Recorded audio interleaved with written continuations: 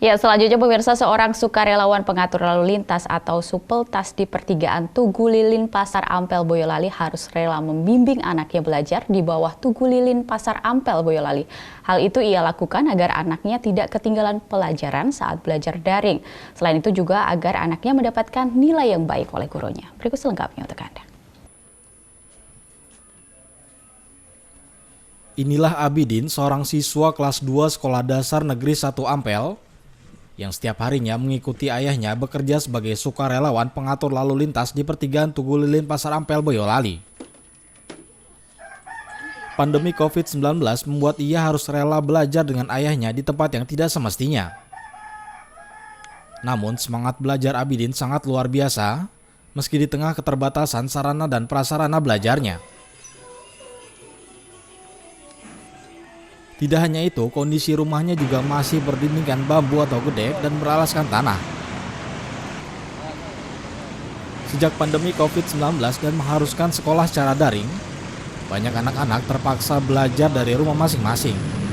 Namun bagi Abidin, karena orang tua tidak memiliki handphone, terpaksa ia harus belajar bersama ayahnya di tempat kerjaan sang ayah yang menjadi seorang supeltas. Belajar di mana ini?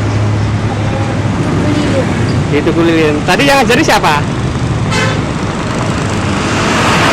Ya? Bapak. Nah, belajar tentang apa, Dek? Covid. Nah, menulis Covid. Adek kelas berapa? Kelas 2.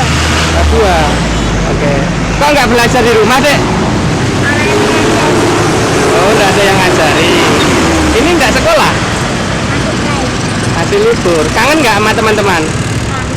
Kangen. Ini tiap hari di sini, Dek, belajar. Ayahnya, Prio Handoko, dengan sabar membimbing anaknya dalam belajar. Meski ia sendiri tidak memahami semua materi yang diberikan, yang paling penting anaknya bisa membaca dan menulis terlebih dahulu. Saat arus lalu lintas ramai, sesekali ia menyeberangkan pengguna jalan yang hendak menyeberang, meski ia juga harus mengajari anaknya membaca dan menulis. Nyambi kerjanya berangkat sama mengajari dia dapat biji dari sekolah. Masalah ada corona ini kan pelajarannya lewat online, jadi kan pas HP nggak punya, saya ke warnet lihat itu mata pelajaran ada di warnet itu, sama dibawain bekal dari sekolah, buku tema, buku mutiara, buku pelajaran Inggris, Jawa, matematika, itu dibawa ke sini nanti dipelajari sampai dari sini pulang jam 12 pulang sini lagi belajar lagi, malam juga belajar, jadi mengerjakan biar dapat biji. Sejak kapan, Pak?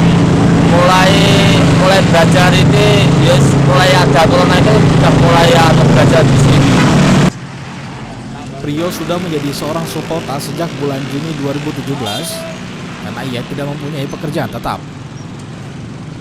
Meski menjadi supeltas, pendapatannya tidak menentu antara Rp20.000 hingga Rp30.000 per hari.